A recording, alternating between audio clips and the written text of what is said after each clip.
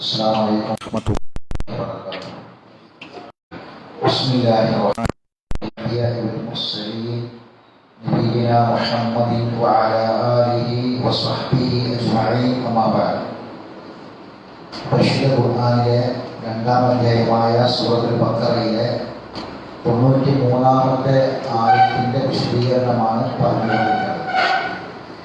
ആയത്ത് ഒരുമിച്ച് കാണാറുണ്ട്. أعوذ بالله من الشيطان الرجيم. بسم الله الرحمن الرحيم. وإذ أخذنا ميثاقكم ورفعنا فوقكم الطور خذوا ما آتيناكم بقوة واسمعوا قالوا سمعنا وعصينا وأشركوا في قلوبهم العجل بكفرهم قل بئس ما يأمركم به إيمانكم إن كنتم مؤمنين. മൂസാ നബി അലൈഹിസ്സലാത്തു വസ്സലാമിന്റെ ചരിത്രമാണ് പറയുന്നത്. മൂസാ നബി അലൈഹിസ്സലാത്തു വസ്സലാമിന്റെ അനുയായികളിൽ വിശ്വാസികളായ ആളുകൾക്ക് പറ്റിയ ചില അബദ്ധങ്ങൾ. ആ അബദ്ധങ്ങളെ അല്ലാഹു ഈ ആയത്തിലൂടെ തിരുത്തുകയാണ്. അഥവാ നിങ്ങൾ മുഅ്മിനീങ്ങളാണെങ്കിൽ നിങ്ങളെ ഈമാൻ നിങ്ങളോട് കൽപ്പിക്കുന്നത് വളരെ മോശമായ കാര്യമാണ് എന്ന് അല്ലാഹു തആല സൂചിപ്പിച്ചു. നമ്മൾ പറഞ്ഞു വരുന്നത് അതുമായി ബന്ധപ്പെട്ട കാര്യങ്ങളാണ്. അത് ഈ യാതൊന്ന് വളരെ മോശം എന്ന് പറഞ്ഞ ആ ഖുർആനിലെ പ്രയോഗത്തെ സംബന്ധിച്ചാണ് നമ്മൾ പഠിച്ചു വരുന്നത്. അതിലെ ബിഇസൽ മസ്വീറും ബിഇസൽ മിഹാദും ബിഇസ മസ്വൽ വാലിമീൻ ബിഇസ മാ യശ്തറൂൻ, ഇത്രയും കാര്യങ്ങളാണ് നമ്മൾ പറഞ്ഞത്. ഇനി നമുക്ക് ബിഇസ മാ കാനൂ യഅമലൂൻ, അതാണ് പഠിക്കാനുള്ളത്. ബിഇസ മാ കാനൂ യഅമലൂൻ, ബിഇസ മാ കാനൂ യസ്മഊൻ, ബിഇസ മാ കാനൂ യഫ്അലൂൻ. ഇത് മൂന്ന് ഒരേ സൂറത്തിലാണ്. അപ്പൊ അതൊന്ന് എഴുതിയെടുക്കുക.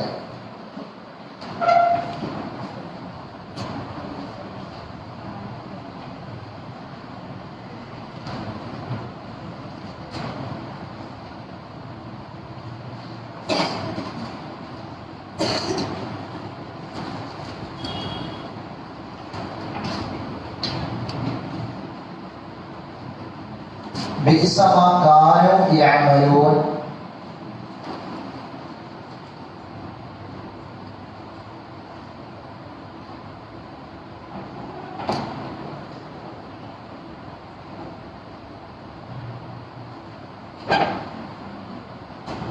بئس ما كانوا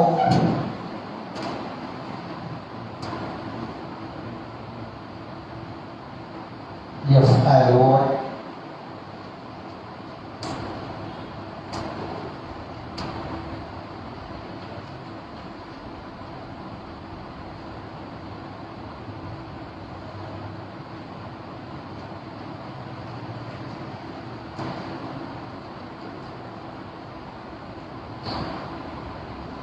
بئس ما كانوا يصنعون. നിങ്ങൾക്ക് കാണാൻ പറ്റുന്നില്ലെന്ന് പറയണ്ട.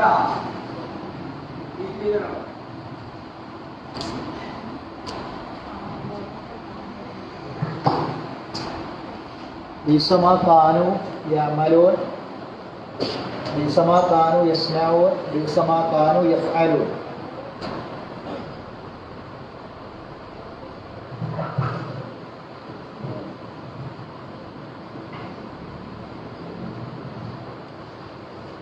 സൂറത്ത് മാഇദയിലെ 5:62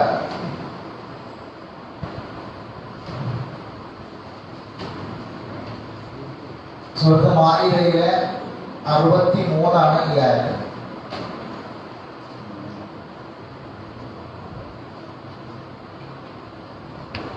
മാഇദയിലെ 79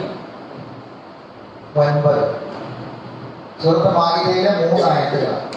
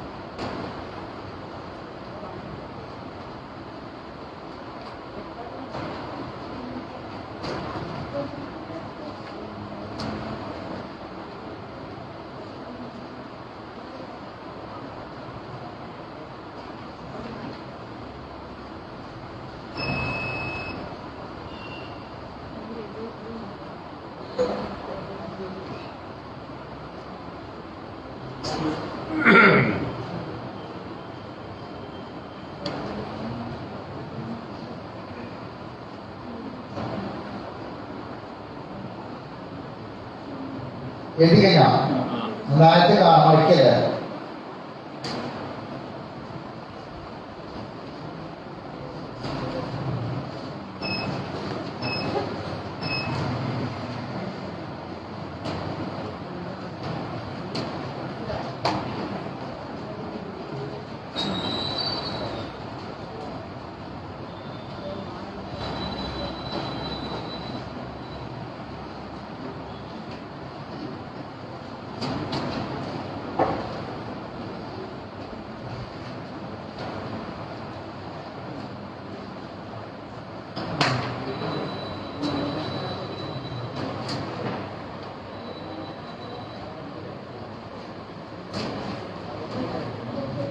കണ്ടില്ല? അതിന് ബോർഡ് ശ്രദ്ധിക്കുക. ഒന്ന് ബോർഡ് ശ്രദ്ധിക്കുക.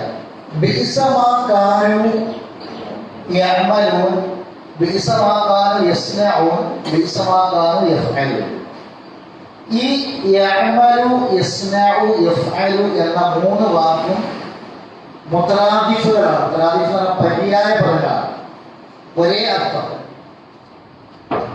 പര്യായപദങ്ങൾ ഒരേ അർത്ഥത്തിൽ വരുന്ന 3 വ്യത്യസ്ത വാക്കുകളാണ്. യഅമലു എന്നാൽ പ്രവർത്തിക്കുക, അവർ പ്രവർത്തിച്ചുകൊണ്ടിരിക്കുന്നത് വളരെ ചീത്ത. അവർ പ്രവർത്തിച്ചുകൊണ്ടിരിക്കുന്നത് വളരെ ചീത്ത. അവർ പ്രവർത്തിച്ചുകൊണ്ടിരിക്കുന്നത് വളരെ ചീത്ത. യഫ്അലു എന്ന് പറഞ്ഞാലും യഅമലു എന്ന് പറഞ്ഞാലും യസ്നഉ എന്ന് പറഞ്ഞാലും ഒരേ അർത്ഥമാണ്. ഒരേ അർത്ഥത്തിലുള്ള വ്യത്യസ്തമായ 3 പ്രയോഗങ്ങളാണ് യഅമലു, യസ്നഉ, യഫ്അലു എന്നത്. വളരെ ഗൗരവമുള്ള വിഷയമാണ് അല്ലാഹു ഈ 3 ആയത്തിൽ പറയുന്നത്. നമ്മൾ ഈ ആയത്തുകളൊക്കെ പരിശോധിച്ചാൽ നമ്മൾ സൂറത്ത് ബഖറയിൽ നമ്മൾ പഠിച്ചുകൊണ്ടിരിക്കുന്ന ആയത്തിലെ ജനവിഭാഗം ഏതാണോ, ഏതൊരു സമൂഹത്തെ പറ്റിയാണോ അവർ സംസാരിച്ചത്, അതേ സമൂഹത്തെ കുറിച്ച് തന്നെയാണ് ഈ സ്ഥലങ്ങളിലും സംസാരിക്കുന്നത്. അതുപോലെ തന്നെ അവരിൽ പ്രവാചകന്മാരിൽ വ്യത്യാസമുണ്ടെങ്കിലും കൗമ ബനൂ ഇസ്രായീലിന് ഇത് വളരെ ശ്രദ്ധേയമായ ഒരു കാര്യമാണ്. അപ്പൊ എന്താണ് വിഷയങ്ങൾ നമുക്ക് നോക്കാം. മാഇദയിലെ ആദ്യത്തെ ആയത്തേതാണ് 62-ാമത്തേതാണ്. നോക്കി, അതായത് ഈ ആയത്ത് വായിക്കുന്നതിന് മുമ്പ് ചില കാര്യം മനസ്സിലാക്കണം. ഈ ആയത്തിൽ അള്ളാഹു പ്രതിപാദിക്കുന്നത് ഞങ്ങളും മുസ്ലിമീങ്ങളാണ് എന്ന് പറഞ്ഞ്, ഞങ്ങളും മുഅ്മിനീങ്ങളാണ് എന്ന് പറഞ്ഞ് വിശ്വാസികളുടെ കൂടെ അവർ ആളുകൾക്കിടയിൽ അവർ ആരാന്ന് ചോദിച്ചാൽ മുസ്ലിമീങ്ങളെ കൂടെയാണ്, മുഅ്മിനീങ്ങളെ കൂടെയാണ്. പക്ഷെ അവരുടെ ഉള്ളിലേക്ക് ഈമാൻ കടന്നിട്ടില്ല. അവർ ഇതിലേക്ക് കടന്നു വന്നതും ഇതിൽ നിന്ന് പുറത്തു പോകുന്നതും ശരിക്കും വിശ്വാസമില്ലാതെ. ആ ആയത്താണ് തൊട്ട് മുന്നിലുള്ള ആയത്ത്, 61-ാമത്തെ ആയത്ത്. നിങ്ങൾ മറച്ചു വെച്ചത് 62 അല്ല, 61-ാമത്തെ ആയത്ത് നോക്കുക. വഇദാ ജാഊകും ഖാലു ആമന്ന വഖദ് ദഖലൂ ബിൽ കുഫ്രി വഹും ഖദ് ഖറജൂ ബിഹി വല്ലാഹു അഅലം ബിമാ കാനൂ യക്തുമൂൻ. നബിയോട് പറയാൻ, നബിയെ, അവർ താങ്കളുടെ അടുക്കൽ വരുമ്പോൾ അവർ പറയും, താങ്കളുടെ അടുക്കൽ വരുമ്പോൾ അവർ പറയും ഞങ്ങൾ വിശ്വസിച്ചിരിക്കുന്നു എന്ന്. വാസ്തവത്തിൽ അവർ അവിശ്വാസത്തോടെയാണ് നിന്റെ അടുക്കലേക്ക് കടന്നു വന്നിട്ടുള്ളത് എന്ന് പറഞ്ഞാൽ, ഒരാൾ മുമ്പിലാണെങ്കിൽ ശരിക്ക് അയാൾക്ക് കാര്യങ്ങൾ ബോധ്യപ്പെട്ട് മനസ്സിലാക്കിയിട്ട് കടന്നു വരണം. ഇസ്ലാമിലേക്ക് നിർബന്ധം പാടില്ല എന്ന് പറയാൻ കാരണം എന്താ? ലാ ഇക്റാഹ ഫിദ്ദീൻ. ഈ മതത്തിലേക്ക് ഒരാളെയും നിർബന്ധിച്ച് കൊണ്ടുവരാൻ പാടില്ല. പിന്നെ എന്താ വേണ്ടത് ഇസ്ലാമിലേക്ക്? ഇസ്ലാം എന്താണെന്ന് പഠിച്ച് മനസ്സിലാക്കി അയാൾ സ്വയം തീരുമാനം എടുത്ത് വരികയാണ് വേണ്ടത്. നിർബന്ധ മതപരിവർത്തനം എന്നത് ഇസ്ലാം നിരോധിച്ച കാര്യം, ചെയ്യാൻ പാടില്ലാത്ത കാര്യം. ഒരാളെയും ഈ ഇസ്ലാമിലേക്ക് നിർബന്ധിച്ച് കൊണ്ടുവരാൻ പാടില്ല.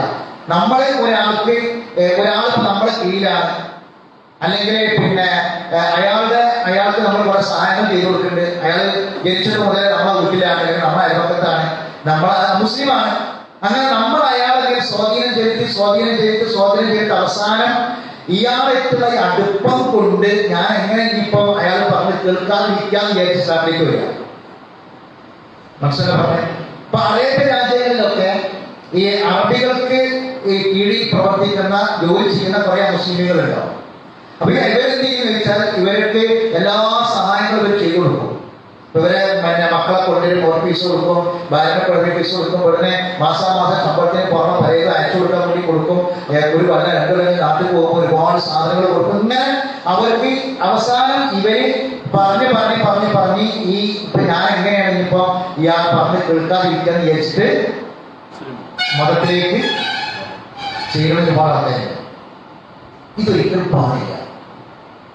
അല്ലാഹു തആല ഈ കാര്യം വ്യക്തമായി പറയുന്നുണ്ട്. ഒരാൾക്ക് ഇത് വ്യക്തമായി ബോധ്യപ്പെട്ടതിന് ശേഷമല്ലാതെ ഈ മതത്തിലേക്ക് ആരും കടന്നു വേണ്ടതില്ല. അതുകൊണ്ട് എന്താ ചെയ്യുന്നത്? മുസ്ലിമിന്റെ ബാധ്യത പ്രബോധനം മാത്രമാണ്. ഇസ്ലാം എന്താണെന്ന് നമ്മൾ അയൽവാസികൾക്കും നമ്മളെ നാട്ടുകാർക്കും പറഞ്ഞു കൊടുക്കണം. അത് നമ്മുടെ നിർബന്ധ ബാധ്യതയാണ്. ഇല്ലെങ്കിൽ നാളെ പരലോകത്ത് ചോദ്യം ചെയ്യും. നമ്മളെ അയൽവക്കത്ത് ഒരു മുസ്ലിം കുടുംബമുണ്ട്. നമ്മളെ നേരെ വെയിലിന്റെ അപ്പുറത്താണ്. നമ്മൾ പഞ്ചസാര കൊടുക്കും, അവിടെ ഇങ്ങോട്ട് പോകാമോ, നമ്മൾ അങ്ങോട്ട് പോകും ഇങ്ങോട്ട് പോകും. ഓരോ കര കൊണ്ടുപോയി ചാവി നമ്മളെടുത്ത് തരും, നമ്മൾ പോകുമ്പോൾ ചാവി ഓരോരുത്തർ കൊടുക്കും. നമ്മൾ പോകുമ്പോൾ കുട്ടികളെ അവിടെ ആക്കും, അവരെ കുട്ടികളെ അവിടെ ആക്കും. ഒക്കെ ഭയങ്കര ബന്ധമാണ്. അപ്പുറത്ത് വേറെ മുസ്ലിം വീടുണ്ട്, അതിനേക്കാൾ ബന്ധം നമുക്ക് വരട്ടാം. പക്ഷേ നമ്മളെ അയൽവക്ക ബാധ്യത, നമ്മളെ മതം എന്താണ് എന്ന് അവരോട് പറഞ്ഞു കൊടുക്കുന്നത് വരെ നമ്മളെ അയൽവക്ക ബാധ്യത കൂടില്ല. അയൽവക്ക ബാധ്യതകൾ എന്ന് പറഞ്ഞാൽ കൊടുക്കലും വാങ്ങലും മാത്രമല്ല, മറിച്ച് അതിൽ വലിയൊരു ബാധ്യതയാണ് നമ്മൾ ഉൾക്കൊണ്ട മതം എന്താണെന്ന് അവർക്ക് പറഞ്ഞു കൊടുക്കുക. നിങ്ങൾ ഇതിലേക്ക് വരണമെന്നോ അല്ലെങ്കിൽ ഇവർക്ക് ഈ മതം മാറണമെന്നോ ഒന്നും പറയാൻ പാടില്ല. അതേ സമയത്ത് നമ്മുടെ ദീൻ എന്താണ് അവർക്ക് പറഞ്ഞു കൊടുക്കണം, നമ്മളെ ഖുർആൻ എന്താണ് അവർക്ക് പറഞ്ഞു കൊടുക്കണം. നമ്മൾ ഖുർആൻ ക്ലാസ്സിന് പോവാണ്ട, നമ്മൾ ചിലപ്പോൾ ചാല് വേറിട്ടാ കൊടുക്കുക, ഇതത് വെക്കിട്ട മോൻ വേറിട്ട ഞാൻ ഖുർആൻ ക്ലാസ്സിന് പോവാണ്, എല്ലാ ആഴ്ച ഖുർആൻ ക്ലാസ്സിന് പോകുന്നുണ്ട്. പക്ഷെ ഖുർആൻ എന്താണ് ഈ അയൽവാസികളെ നമ്മൾ പറഞ്ഞു കൊടുത്തില്ലെങ്കിൽ നമ്മളെ ബാധ്യതയൊന്നുമില്ല. മനസ്സിലാ പറഞ്ഞാൽ നമ്മൾ പഠിച്ചിട്ട് കാര്യമില്ല. അപ്പൊ നമുക്ക് എന്ത് ചെയ്യാൻ പറ്റും? നമുക്ക് ഖുർആന്റെ ഒരു പരിഭാഷ കോപ്പിയാണെങ്കിൽ എന്ത് ചെയ്യാം? അവർക്ക് കൊടുത്തിട്ട് പറയണം, ഇത് വൃത്തിയുള്ള സമയത്ത് ഉപയോഗിക്കാൻ പാടുള്ളൂ, വൃത്തിയില്ലാതെ ഉപയോഗിക്കരുത്. ശുദ്ധമായ സമയത്ത് ഇത് ഉപയോഗിക്കാൻ പാടുള്ളൂ, ശുദ്ധിയില്ലാത്ത സമയത്ത് ഉപയോഗിക്കരുത്. ശുദ്ധിയുള്ള സ്ഥലത്ത് വെക്കാൻ പാടുള്ളൂ, ഇത് വായിച്ചിട്ട് തന്നാണെന്ന് പറയും. ഖുർആൻ മുസ്ലിം നമ്മളെ പേരില് ഖുർആനെ കൊണ്ടുപോയിട്ട് ഖുർആനെ ഇങ്ങനെ ഒരു കവറിൽ ഇട്ടാൽ കെട്ടിക്കൂട്ടി അടുത്തൊക്കെ ഈ ഖുർആൻ ആൾക്കാർ അള്ളാഹ് പറഞ്ഞത് സകല മനുഷ്യർക്കുമുള്ളതാണ് ഈ ഗ്രന്ഥം. കിതാബ് മുസ്ലിമിന്റെ കിതാബാണ് കേൾക്കണ്ട. ഭൂമിയിൽ മനുഷ്യരായിട്ട് ആരെ കണ്ട അവർക്കൊക്കെ ഉള്ളതാണ് ഖുർആൻ. നമുക്ക് മാത്രം, മുസ്ലിമുകൾക്ക് മാത്രമല്ല. ഈ ഖുർആൻ അനുസരിച്ച് ജീവിക്കുന്നവന്റെ പേരാണെന്ത്? മുസ്ലിം. ഖുർആൻ പഠിക്കാതെ, ഖുർആൻ അനുസരിച്ച് ജീവിക്കാതെ മുസ്ലിമായ വാപ്പാനും ഉമ്മാനും മകനായി ജനിച്ച സർട്ടിഫിക്കറ്റിലും ആധാരവും മുസ്ലിം എന്തായിട്ട് കാര്യമില്ല. ഓൻ അള്ളാഹിന്റെ അടുക്കൽ മുസ്ലിമല്ല. അള്ളാഹുവിന്റെ അടുക്കൽ മുസ്ലിം ആരാണ്? ഖുർആൻ പഠിച്ച് ഖുർആൻ പ്രകാരം ജീവിക്കുന്നവരാണ്. മനസ്സിലാവുന്നത്? അപ്പൊ അതുകൊണ്ട് നമ്മൾ എന്ത് ചെയ്യണം? ഇത് ജനങ്ങൾക്ക് മൊത്തത്തിൽ അവരിറക്കിയത് എല്ലാ മനുഷ്യർക്കും നമ്മളെ സ്വകാര്യ സ്വത്ത് മുതലായിട്ട് ഇതിനെ അടച്ചു കൂട്ടിനുള്ള വെക്കുന്ന സാധനമല്ല. ഇതെല്ലാവർക്കും കൊടുക്കണം. എല്ലാവരും അത് വായിക്കണം. എന്നിട്ട് ഖുർആനിൽ എന്താ പറഞ്ഞത്? ആർക്കാണ് ഉദ്ദേശമുള്ള അവർ സ്വീകരിക്കട്ടെ, ആർക്കാണ് ഉദ്ദേശമുള്ള അവർ സ്വീകരിക്കട്ടെ, അല്ലാത്തവർ എന്ത് ചെയ്യണ്ട, നമ്മൾ നിർബന്ധിക്കേണ്ട കാര്യമില്ല. അപ്പൊ ഞാനത് പറഞ്ഞത് എന്താണെന്ന് ചോദിച്ചാൽ, ഇസ്ലാമിലേക്ക് കടന്നു വരുമ്പോൾ പണ്ട് ജമാഅത്തുൽ അഫ്ഗാനി യൂറോപ്പിലെ ഒരു യാത്ര, ഇസ്ലാമിക പ്രബോധനത്തിന് വേണ്ടി ജമാഅത്തുൽ അഫ്ഗാനി വരുന്നുണ്ടോ, അദ്ദേഹം യൂറോപ്പിലെ ഒരു യാത്ര നടത്തി. അപ്പൊ യൂറോപ്പിൽ അദ്ദേഹത്തിനോട് ചോദിച്ച ചോദ്യം ചെയ്യുന്നു. മൂവരെ ഇസ്ലാമിക പ്രബോധനം നടത്തിയപ്പോൾ മുസ്ലിം ആളുകൾ താമസിക്കുന്ന നാടിനെയും രാജ്യത്തൊക്കെ ചൂണ്ടിയിട്ട് പറഞ്ഞു, ഇന്നാട്ടിലെ മുസ്ലിങ്ങളല്ല, പല മുസ്ലിങ്ങളെ കലതാണ്, കണ്ടുപിടിക്കുന്ന മുസ്ലിങ്ങൾ, ഇവിടുത്തെ ആ മുസ്ലിങ്ങൾ, പലിശ കൊടുക്കുന്ന മുസ്ലിങ്ങൾ, ഇതൊക്കെ മുസ്ലിങ്ങൾ എന്ന് പറഞ്ഞു. അവസാനം ആൾക്കാരൊക്കെ അത് പറഞ്ഞപ്പോൾ ജമാഅത്തുൽ അഫ്ഗാനി പറഞ്ഞു, മുസ്ലിമീങ്ങളെ, മുസ്ലിം പേരുള്ളവരെ, മുസ്ലിം എന്ന് പറയുന്നവരെ, ഇസ്ലാമിനോട് അല്പമെങ്കിലും സ്നേഹങ്ങളുണ്ടെങ്കിൽ, ഇസ്ലാമിനോട് അല്പമെങ്കിലും സ്നേഹങ്ങളുണ്ടെങ്കിൽ ആ സ്നേഹം പ്രകടിപ്പിക്കാൻ പറ്റിയ കാര്യം ഞാൻ പറഞ്ഞുതരാം. നിങ്ങൾ ഒന്നും പറയും ഞങ്ങൾ മുസ്ലിങ്ങളല്ല, ഞങ്ങൾ മുസ്ലിങ്ങളല്ല എന്നൊന്ന് പറഞ്ഞാൽ അതാണ് നിങ്ങൾക്ക് ഇസ്ലാമിനോട് ചെയ്യാൻ പറ്റിയ ഏറ്റവും വലിയ സ്നേഹം എന്ന് പറഞ്ഞാൽ ആൾക്കാരെ അതാ നോക്കുക. വനല്ലേ മുസ്ലിം, വനല്ലേ മുസ്ലിം, വനല്ലേ മുസ്ലിം, ഇത് നോക്കിയിട്ടാണ് ഇസ്ലാമിനെ കണക്കാക്കുന്നത്. അപ്പൊ ഇന്ത്യയുടെ ഉള്ളതും അല്ല ഇസ്ലാം, ഇസ്ലാം പ്രമാണത്തിലാണ്. ഇസ്ലാം എവിടെയുള്ളത്? ഏടുകളിലാണ്. നാടുകളിൽ ഇസ്ലാം ഉണ്ടാവില്ല, നാടുകളിൽ ഇസ്ലാം കുറവായിരിക്കും, പക്ഷെ ഏടുകളിൽ ഈ മതത്തെ കുറ്റം പറയരുത്, നമ്മളെ കുറ്റം പറഞ്ഞോട്ടെ. നമ്മളെ മതം എന്ത് തെറ്റ് ചെയ്തു, മതത്തിൽ എന്താ കുറ്റം, മുസ്ലിമീങ്ങൾ എടുത്ത് കാണിച്ചിട്ട് മുസ്ലിമീങ്ങൾ അങ്ങനെ എന്ന് പറഞ്ഞിട്ട് കുറ്റം എന്ന് കൊടുത്ത ഇസ്ലാമിനാണ്, ഈ പരിശുദ്ധ ദീനുൽ ഇസ്ലാമിനാണ്. ഈ ദീനുൽ ഇസ്ലാം ആരുതാ? ദീനുല്ലാഹി, അള്ളാന്റെ ദീനാണ്. അള്ളാന്റെ ദീനിനെയാണ് കളിയാക്കുന്നത് മുസ്ലിമീങ്ങളെ കൊണ്ടാണ്. അപ്പൊ പ്രമാണം എന്താണ്? ഖുർആൻ. അപ്പൊ അത് കൊടുത്താൽ മതി. നമ്മളെ വീട്ടിൽ എന്തൊക്കെ നടക്കുന്നത് അയൽവക്കക്കാർക്കറിയാം, നമ്മളെ സ്വഭാവം പെരുമാറ്റം എന്തൊക്കെയെന്ന് അയൽവക്കക്കാർക്കറിയാം. നമ്മളെ സ്വഭാവം പെരുമാറ്റം നമ്മളെ വീട്ടിൽ നടക്കണം കണ്ട് ഇസ്ലാമിനെ കണക്കാക്കാൻ പറ്റൂല. അപ്പൊ നമുക്ക് എന്ത് കൊടുക്കാം? നമുക്ക് എന്ത് ചെയ്യാം? പ്രമാണം എന്താണ് ഇസ്ലാം വായിച്ചോളൂ, ഇതാണ് ശരിക്കുള്ള ഇസ്ലാം. ഞാൻ ചിലപ്പോൾ എന്താ പറയുക, ശരിക്കുള്ള ഇസ്ലാം ആകണമെന്നില്ല. എന്റെ ന്യൂനതകളും കുറവുകളും ഒരുപാട് ചാപല്യങ്ങളും കുറവുകളും ന്യൂനതകളുള്ള ആളാണ് ഞാൻ ഇസ്ലാമിനെ ജീവിച്ചോളുന്നില്ല. അങ്ങനെ ഉണ്ടല്ലോ. അപ്പൊ പ്രമാണം കൊടുക്കുക, ഇത് കൊടുത്തിട്ട് ഇതാണ് ഇസ്ലാം, ഇത് വായിക്കാൻ പഠിക്കും. പ്രമാണങ്ങളിൽ ഒരു തകരാറില്ല, പേജുകളിൽ ഒരു തകരാറില്ല, വിമർശിക്കാൻ കഴിയില്ല. പേജുകളെ വിമർശിക്കുന്നവൻ, ഖുർആനിലെ ആയത്തുകളെ വിമർശിക്കുന്നവൻ, ഖുർആനിനെ വിമർശിക്കുന്നവന് അതിനപ്പുറപ്പുറം വായിച്ചാൽ, അതിന്റെ സന്ദർഭങ്ങൾ വായിച്ചാൽ ആ തെറ്റിദ്ധാരണ തീരും ചെയ്യും. ഖുർആനിന്റെ ആയത്തുകൾ ഒരാൾ വിമർശിച്ചുകൊണ്ട് പറയാനില്ല. സാധാരണ വിമർശിക്കുന്ന കുറെ ആയത്തുകളില്ല. ആ ആയത്തുകളേ ഉള്ളൂ. ഇത് വിമർശിക്കുന്ന ആയത്തുകൾ വളരെ കുറച്ചേ ഉള്ളൂ, അല്ലെ? വിമർശിക്കുന്ന ആയത്തുകൾ വളരെ കുറച്ചേ ഉള്ളൂ. ആ വിമർശനം എന്തിനു വേണ്ടിയിട്ടാണ്? ആരാണോ വിമർശിക്കുന്നത് ആ വിമർശിക്കുന്ന ആളുകളുടെ താല്പര്യം സംരക്ഷിക്കാനാണ്. അപ്പൊ ആയത്തുകൾ അതിന്റെ അപ്പുറം മേലെയും താഴെയൊന്ന് വായിച്ചിട്ട് അതിന്റെ സാഹചര്യം വായിച്ചാൽ, സന്ദർഭം വായിച്ചാൽ അപ്പൊ തെറ്റിദ്ധാരണ ചെയ്യും. ഇത് സന്ദർഭം നടത്തിയെടുത്ത് അത് മാത്രം പറയണം, അപ്പോഴാണ് പ്രശ്നം. അപ്പൊ പ്രമാണങ്ങളിൽ കുഴപ്പമില്ല. ശരിക്കും ഇസ്ലാമിലേക്ക് കടന്നു വരുന്ന ആളുകളെ ശരിക്കും ഇസ്ലാം എന്താണ് എന്ന് പഠിച്ച് മനസ്സിലാക്കിയിട്ടായിരിക്കണം ഇസ്ലാമിലേക്ക് കടന്നു വരുന്നത്. ഈ ആയത്ത് നോക്കി നിങ്ങൾ, അവര് കടന്നു വന്നതും വിശ്വാസമില്ലാതെ കടന്നു വന്നത്, പുറത്തുനിന്ന് പോണതും അങ്ങനെ തന്നെയാണ്, വിശ്വാസമില്ലാതെ തന്നെയാണ്. അവരെ മറച്ചു വെക്കുന്ന കാര്യം അള്ളാഹു നല്ലവണ്ണം അറിയും. അവരെ മറച്ചു വെക്കുന്ന കാര്യം അള്ളാഹു നല്ലവണ്ണം അറിയും. പുറത്തൊന്നും പറഞ്ഞാൽ ഉള്ളിൽ എന്താ മറച്ചു വെക്കുന്നത് അത് അള്ളാഹ്, നാട്ടുകാരാണെന്നില്ല അള്ളാഹു പറയും. ബാക്കി ഇനി ഇത് പറഞ്ഞതിന് ശേഷം വളരെ ഗൗരവമുള്ള വിഷയമാണ് പറയാൻ പോകുന്നത്. കാരണം എന്താ പറയുക, നബിയുടെ കൂടെ ഉണ്ടായിരുന്നവരിൽ മുശ്രിക്കുകളുണ്ട്, ജൂതന്മാരുണ്ട്, ക്രിസ്ത്യാനികളൊക്കെ ഉണ്ട്. ഇവരിൽ ജൂതന്മാരായ ആളുകളിലാണ് നിഫാഖ് കുറച്ച് കൂടുതൽ ഉണ്ടായിരുന്നത്. മനസ്സിലായി പറഞ്ഞത്? ജൂതന്മാരിൽ ഇസ്ലാമിലേക്ക് കടന്നു വന്നു, ക്രിസ്ത്യാനികൾ ഇസ്ലാമിലേക്ക് കടന്നു വന്നു, മുശ്രിക്കുകൾ ഇസ്ലാമിലേക്ക് കടന്നു വന്നു. ഇതിൽ മുനാഫിക്കുകൾ അധികവും എവിടെ ഉണ്ടത്? ജൂതന്മാരിൽ നിന്ന് കടന്നു വന്ന ആൾക്കാർ. അടുത്ത ആയത്ത് നോക്കി, وَتَرَى كَثِيرًا مِّنْهُمْ يُسَارِعُونَ فِي الْإِثْمِ وَالْعُدْوَانِ وَأَكْلِهِمُ السُّحْتَ لَبِئْسَ مَا كَانُوا يَعْمَلُونَ. ഇത് ഇന്നും അന്നും ഒരുപോലെ നിലനിൽക്കുന്ന കാര്യമാണ്. ഇന്നും അന്നും ഒരുപോലെ. അതുകൊണ്ടാണ് ഈ കാര്യം അള്ളാഹ് നമുക്ക് പറഞ്ഞത്. എന്തായിട്ട് നബിയെ താങ്കൾക്ക് കാണാം അവരിൽ അധിക പേരും, അവരിൽ അധിക പേര് എന്ന് പറഞ്ഞാൽ ഈ ഇസ്ലാമിലേക്ക് കടന്നു വന്ന ഇസ്ലാമാണ് മുസ്ലിമാണ് എന്ന് പറഞ്ഞിട്ട് വന്ന ആൾക്കാർ ആ പേര് സ്വീകരിച്ച ആ ഗ്രൂപ്പിൽ ചേർന്ന വിഭാഗത്തിൽ ചേർന്ന ആളുകളിൽ ഭൂരിപക്ഷം പേര് എന്താണ്? ഭൂരിപക്ഷം പേരെയും നബിയെ താങ്കൾക്ക് കാണാം. മിനിമം അവരിൽ ഭൂരിപക്ഷത്തെയും താങ്കൾക്ക് കാണാം. എങ്ങനെ? പാപകൃത്യങ്ങളിലും അതിക്രമങ്ങളിലും അവർ മത്സരിച്ച് മുന്നേറുന്നത് കാണാം. നിഷിദ്ധമായത് ഭക്ഷിക്കുന്നതിലും, നിഷിദ്ധ ഭക്ഷണം കഴിക്കുന്നതിലും, തിന്മയിലും പാപങ്ങളിലും കുറ്റകൃത്യങ്ങളിലും മത്സരിച്ച് മുന്നേറുന്നത് കാണാം. ഇത് ഇന്ന് നമ്മുടെ സമൂഹത്തിന് നേരെ നമ്മളൊരു നോട്ടം നോക്കിയാൽ ഇത് കാണാം. നമുക്ക് കാണാം. ഇന്ന് കൂടുതൽ എന്താ കാണുന്നത്? നാട്ടിൽ നന്മയാണോ തിന്മയാണോ കൂടുതൽ? തിന്മ. ഈ തിന്മകളുടെ കാര്യത്തിലാണ് മനുഷ്യന്റെ മുന്നേറ്റം മുഴുവൻ. നന്മകളിലേക്ക് മുന്നേറി വരുന്നത് വളരെ കുറവാണ്. ഒരു ന്യൂനപക്ഷമാണ് നന്മകളിൽ മുന്നേറുന്നത്. തിന്മകളിലാണ് എന്ത് ചെയ്യുന്നത്? മുന്നേറ്റം. അത് അങ്ങനെ തന്നെയാണ്. കാരണം ഒരാൾ ഒരു തെറ്റ് ചെയ്താൽ, ശരിക്കും ശ്രദ്ധിക്കണേ, ഒരു തെറ്റ് ചെയ്താൽ നാളെ അതിനേക്കാൾ വലിയ തെറ്റ് ചെയ്യും, പിറ്റേ ദിവസം അതിനേക്കാൾ വലിയ തെറ്റ് ചെയ്യും. തെറ്റിന്റെ കാര്യത്തിൽ മുന്നേറ്റം ഭയങ്കരമായിരുന്നു.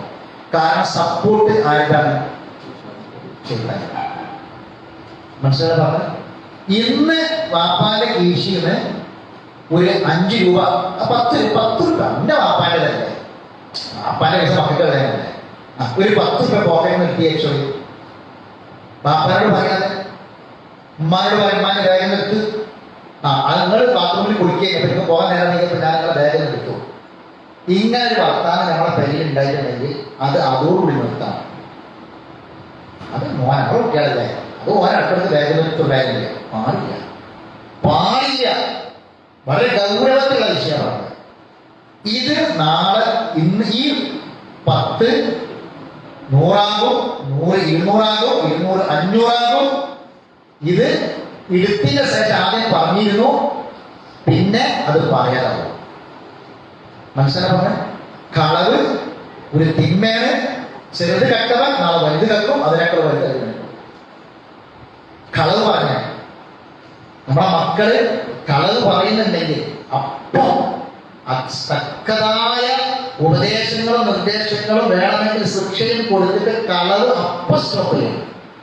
ഇല്ലെങ്കിൽ ഇതെന്ന് പറഞ്ഞതിനേക്കാൾ വലിയ കളവ് നാളെ പറയും, അതിനേക്കാൾ വലിയ കളവ് അടുത്ത ദിവസം പറയും. ഇങ്ങനെ കളവിന്റെ മേൽ കളവ്. ഈ കളവ് എടുത്തെത്തുന്നത് കളവ് പറയുക എന്നത് വളരെ ഗൗരവമുള്ള സംഗതി. കാരണം ജീവിതത്തിലാകെ താളം തെറ്റിപ്പോകുന്ന സംഗതിയാണ് കളവ് എന്ന് പറയുന്നത്. ജീവിതത്തെ താളം തെറ്റിക്കും കളവ്. കാരണം നമ്മളെ വിശ്വസിക്കുന്ന ഒരാള്, അല്ലെ, മാതാപിതാക്കൾക്ക് മക്കളോളം വിശ്വാസമുള്ള ഒരാളില്ല, അല്ലെ, ആ മക്കള് മാതാപിതാക്കളോട് കളവ് പറഞ്ഞാൽ, അല്ലെ, പല കുടുംബങ്ങളും കണ്ണീരിൽ കുതിർന്ന് ഭക്ഷണം കഴിക്കാതെ സങ്കടപ്പെട്ട് വർഷങ്ങളോളം പുറത്തേക്ക് ഇറങ്ങാൻ പറ്റാതെ മാനം കെട്ട് കുടുംബത്തേക്ക് പോകാൻ പറ്റാതെ അയൽപക്കത്തേക്ക് മുറ്റത്തേക്ക് ഇറങ്ങാൻ പറ്റാതെ വീടിനകത്തിരിക്കുന്ന എത്രയോ കുടുംബങ്ങളുണ്ട്. കാരണം അവരെ പറ്റിച്ചത് അവരെ ഹൃദയത്തിന്റെ കെനിയായ സ്വന്തം മകളാണ് പറ്റിച്ചത്. സ്വന്തം മകൾ പറ്റിച്ചു, സ്വന്തം മകനെ പറ്റിച്ചു. എങ്ങോട്ടാ പോയി? ഞാൻ ട്യൂഷന് പോവാണ് എന്ന് പറഞ്ഞാണ് ആ മോള് പോയത്. ട്യൂഷനല്ല അവള് പോയത്. നേരെ 5 മിനിറ്റ് നേരം വൈകി. എവിടെയിരുന്നു? ബസ് കിട്ടില്ലാന്ന് പറഞ്ഞു. ബസ് കിട്ടാത്തതായിരുന്നില്ല പ്രശ്നം. സഹോദരങ്ങൾ, ഇതൊക്കെ നമുക്ക് ചെറിയ നിസ്സാര കാര്യമായിട്ട് തോന്നുന്നുണ്ടെങ്കിൽ ഇതൊക്കെ നമ്മുടെ പച്ചയായ ജീവിതവുമായി ഏറെ ബന്ധപ്പെട്ട് കിടക്കുകയാണ്. നമ്മളെ വീടിനകത്ത് വാതിൽ കുറ്റിയിട്ടിട്ട് പൊട്ടിക്കരഞ്ഞിരിക്കേണ്ടി വരും. ഇത് കണ്ണീരാണ്. പല കുടുംബങ്ങളിലുണ്ട്. അള്ളാഹു നമ്മളെ കാത്തുരക്ഷിക്കണം. ഇത് വളരെ ഗൗരവമുള്ള വിഷയമാണ്. ഒരു കളവ്, അത് വലിയ കുട്ടികളാകട്ടെ ചെറിയ കുട്ടികളാകട്ടെ, അവർ പറയുന്ന കളവ് വളരെ ഗൗരവമാണ്, ചെറിയ കാര്യമില്ല. അത് പിന്നെ വലുതായി വരും. ഒരു തിന്മ അതിങ്ങനെ പറന്ന് പന്തലും കാണാൻ പാടില്ലാത്ത നമ്മൾ കണ്ട് മൊബൈൽ എടുത്തു, മൊബൈലിൽ നമ്മൾ നോക്കി, ആ മൊബൈലിൽ നമ്മളെ മോൻ കണ്ടത് അല്ലെങ്കിൽ മോള് കണ്ടത് ഒരു വൃത്തിയില്ലാത്തൊരു ചിത്രം കുട്ടി കണ്ടിട്ടുള്ളത്. ആ നമ്മളത് കണ്ടു. അതിപ്പോ മൊബൈലല്ല, മൊബൈലിൽ പറഞ്ഞാൽ ഉണ്ടാവുള്ളൂ വിചാരിക്കണ്ട. അവിടെ നിങ്ങൾ വാണിംഗ് കൊടുത്തിട്ടില്ലെങ്കിൽ ഇതിനേക്കാൾ നാളെ കുറച്ചും കൂടി സ്ട്രോങ് കാണാൻ പറ്റും. ഇന്ന് കണ്ടതിനേക്കാൾ വറയിട്ട് നാളെ കാണാൻ തോന്നും, അതിനേക്കാൾ അപ്പുറം തോന്നും. അതെങ്ങനെ അങ്ങനെ അങ്ങനെ അങ്ങനെ അങ്ങനെ പോകും, നിൽക്കൂല. അതിന് അടിമയായിട്ട് മാറും, രക്ഷപ്പെടാൻ കഴിയാത്ത അവസ്ഥ. മദ്യപാനം, കള്ള്, ലഹരി എന്ന് പറഞ്ഞിട്ടല്ലോ ഒരു വീട് വെച്ച് തുടങ്ങിയതാണ്. വീട് വെച്ച് നോമ്പ് കാലത്ത് പണ്ടൊക്കെ നമ്മൾ ചെറുപ്പത്തിലൊക്കെ നോമ്പ് കാലത്ത് തിരക്കൂട്ടി മറ്റേ വലിയ വലിയ വീടൊക്കെ ഉണ്ടാവും, പല ടൈപ്പ്. അപ്പൊ നോമ്പ് കാലത്ത് കുട്ടികളെ വാപ്പാല് വലിക്കും, കുട്ടികളും വലിക്കും. അപ്പൊ കുട്ടികളെ സൂക്ഷിക്കില്ല. ഇങ്ങനെ വലിച്ചു തുടങ്ങിയിട്ട് അവസാനം പിന്നെ കഞ്ചാവ് കൊണ്ട് എത്തുക, വീട് വലിച്ച് സിഗരറ്റ് വലിച്ചിട്ട് അവിടെ എത്തുക. അപ്പൊ ഇതിങ്ങനെ തിന്മയിലേക്ക് കടന്നാൽ പിന്നെ പോകും. നമ്മൾ ശ്രദ്ധിക്കേണ്ട കാര്യം, മക്കളെ കാര്യത്തിലൊക്കെ നമ്മൾ വളരെ ഗൗരവത്തിൽ ശ്രദ്ധിക്കണം. നമ്മളങ്ങോട്ട് കടന്നു കഴിഞ്ഞാൽ, ആ ഒരു തിന്മയിലേക്ക് കടന്നാൽ അതിലെ കണ്ടു നിന്ന് നമ്മളെ മക്കളെ പറ്റിയിട്ട് അള്ള പറഞ്ഞിട്ടുണ്ടാവില്ല. നമ്മളെ മക്കൾ നമുക്ക് ദുഹറാണ്. എന്താ ദുഹറ് പറഞ്ഞാൽ? എന്താ ദുഹറ് പറഞ്ഞാൽ? ദുഹറ് എന്ന് പറഞ്ഞാൽ മക്കൾ നമുക്ക് ദുഹറാണ്, സൂക്ഷിപ്പ് സ്വത്താണ്. എന്താണ്? സൂക്ഷിപ്പ് സ്വത്താണ് നമ്മളെ മക്കൾ. ചെറിയൊരു കുട്ടി മരിച്ചാൽ, ചെറിയൊരു കുട്ടി മരിച്ചു, ആ കുട്ടി മരിച്ചാൽ, ചെറിയ കുട്ടികൾ മരിച്ച മാതാപിതാക്കൾക്ക് അള്ളാന്റെ റസൂൽ കൊടുക്കുന്ന സന്തോഷവാർത്തല്ല, അവർക്ക് സ്വർഗത്തിൽ ഒരു വീട് പണിത് കൊടുക്കുക. എല്ലാവർക്കും കേട്ടോ, എല്ലാവർക്കും ഇല്ല. മലക്കുകളോടൊക്കെ ചോദിക്കേണ്ടത്, ഇന്നാലിന്ന അടിമയുടെ കുട്ടീന്റെ റൂഹ് പിടിച്ചു നിങ്ങളല്ലേ ഹദീസാണ് ഞാൻ പറഞ്ഞത്. അപ്പൊ മലക്കുകൾ പറയും, അതെ അള്ളാഹു നിന്റെ കൽപ്പന പ്രകാരം ഞങ്ങൾ ആ കുട്ടിയുടെ റൂഹ് പിടിച്ചു. അപ്പൊ അവർ തിരിച്ചു വയ്ക്കുക, നിങ്ങൾ പിടിച്ചത് സമറത്തഫുമാദഹു, ആ പാവ മനുഷ്യന്റെ ഹൃദയത്തിന്റെ കെനിയല്ല നിങ്ങൾ പിടിച്ചത്. ഹൃദയത്തിന്റെ കെനിയാണ് പറഞ്ഞത്, ഹൃദയത്തിന്റെ കെനിയല്ല നിങ്ങൾ പിടിച്ചത്. മലക്കുകൾ പറയും, അതെ ആ മനുഷ്യന്റെ ഹൃദയത്തിന്റെ കെനിയയാണ് ഞങ്ങൾ പിടിച്ചു കൊണ്ടുവന്നിട്ടുള്ളത്. അപ്പോ അള്ള ചോദിക്കും, എന്നിട്ട് പറയുന്നതിനാൽ അവരെന്താ പറഞ്ഞത്? ഈ കുട്ടി മരിച്ചപ്പോ, ഈ കുട്ടിന്റെ റൂഹിനെ പിടിച്ചപ്പോ അയാൾ ആ വ്യക്തി എന്താ പറഞ്ഞത്? അപ്പൊ മലക്കുകൾ പറയും, ആ വ്യക്തി പറഞ്ഞത് ഹന്നിദക, ആ വ്യക്തി അൽഹംദുലില്ലാഹ് എന്ന് പറഞ്ഞു. ഇസ്തിർജാഇന്റെ പ്രാർത്ഥന നടത്തി. എന്താണ്? അല്ലാഹുമ്മ ജുർനി ഫീ മുസീബതി വഖ്ലുഫ് ലീ ഖൈറൻ മിൻഹാ. ഈ പ്രാർത്ഥന പറഞ്ഞു. കുട്ടികൾ മരിച്ചാൽ പറഞ്ഞതാണ്, കുട്ടികൾ മരിച്ചാൽ മാത്രമല്ല, ഏത് മുസ്ലിമത്തിനും പറഞ്ഞു, ആര് മരിച്ചാലും പറഞ്ഞു.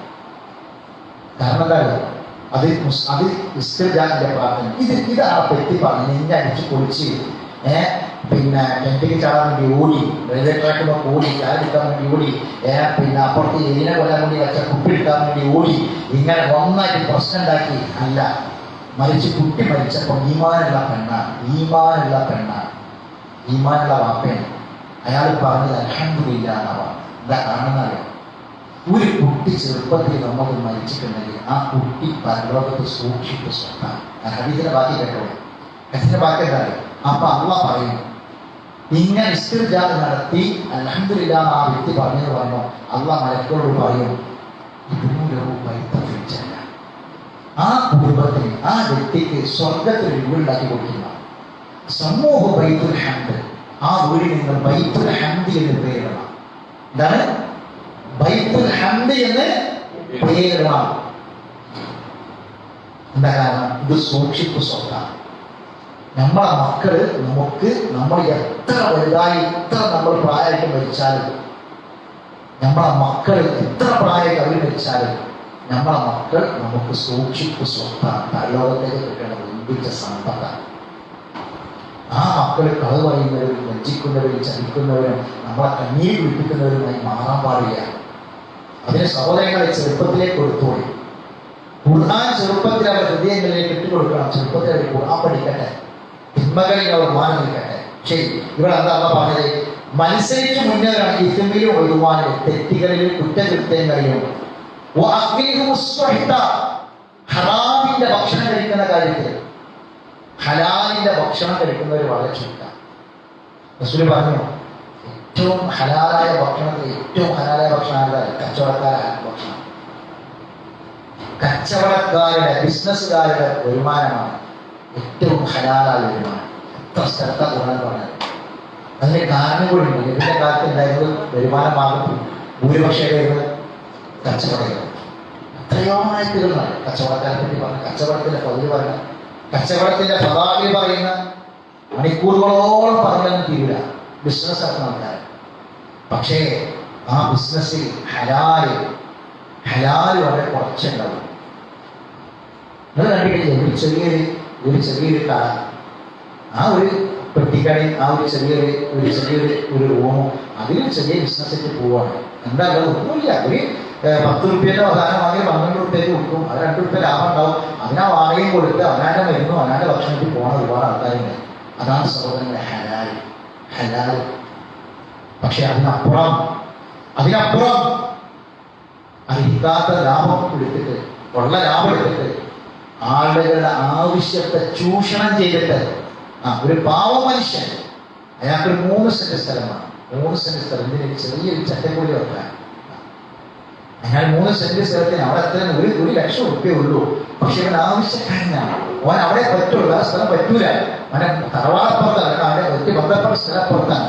അപ്പൊ അതുകൊണ്ട് 1 ലക്ഷം റുപ്യ മാർക്കറ്റിൽ കൊടുത്ത് ഒരു 10 ചോദിച്ചാലും തരും. അപ്പൊ ഒരു 3 ലക്ഷം റുപ്യ.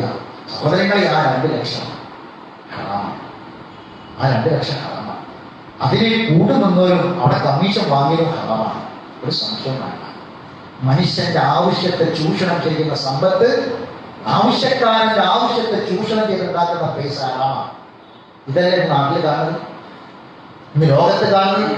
ചെറിയ കച്ചവടങ്ങളൊക്കെ കൂട്ടിച്ചില്ലേ? ഇപ്പൊ എന്താ കാണുന്നത്? കണ്ടില്ലെങ്കിൽ ഓരോ സ്ഥലങ്ങളിൽ വലിയ മാളുകൾ, അനന്തപുരിയിലും നമ്മുടെ നാട്ടിലും അപ്പുറത്തൊക്കെ ചെറിയ കച്ചവടക്കാരെ കൂട്ടിച്ചിട്ട് കോപ്പറേറ്റീവ് വളർന്നു വന്നിരിക്കുകയാണ്.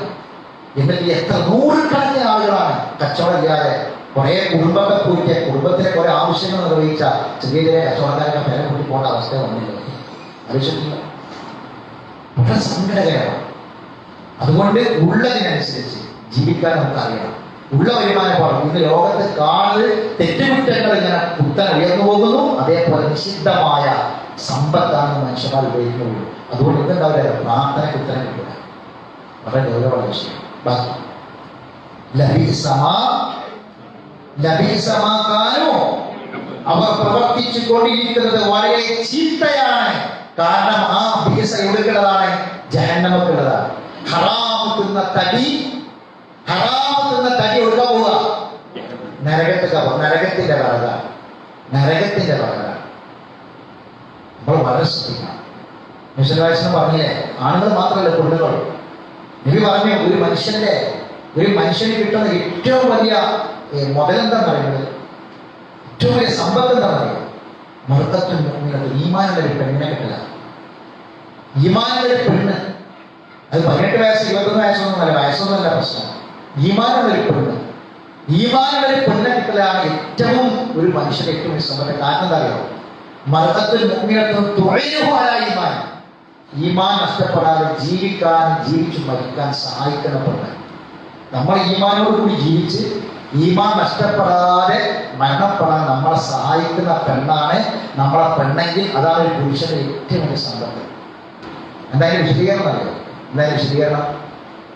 അവൻ കൊണ്ടുവരുന്ന അവന്റെ ഈമാനിന്റെ എല്ലാ കാര്യത്തിലും ഈ പെണ്ണിന്റെ ഇടപെടലുണ്ടാവും. മാന്യമായ ഇടപെടലുണ്ടാവും. എങ്ങനെ? നിസ്കരിക്കാനും മടിയാണെങ്കിൽ നിസ്കരിക്കാൻ ഓർമ്മപ്പെടുത്തും. സുബീക്ക് പോണില്ലെങ്കിൽ നിങ്ങൾ സുബീക്ക് പോണില്ലേന്ന് ചോദിക്കും. ഉറങ്ങിപ്പോയാൽ നിങ്ങൾ എന്താ കാര്യം നിസ്കരിക്കുന്നു ഞാൻ ചോദിക്കും. അല്ല നിങ്ങൾ അത്ഭുതം പോയിട്ടില്ലല്ലോ എന്ന് പറയും. ഓർമ്മപ്പെടുത്തും.